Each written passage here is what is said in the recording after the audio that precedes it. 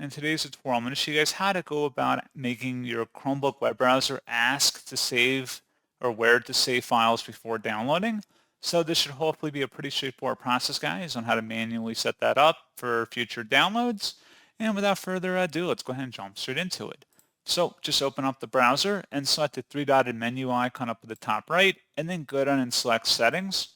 On the left panel, select Downloads, and then on the right side, select where it says Ask where to save each file before downloading.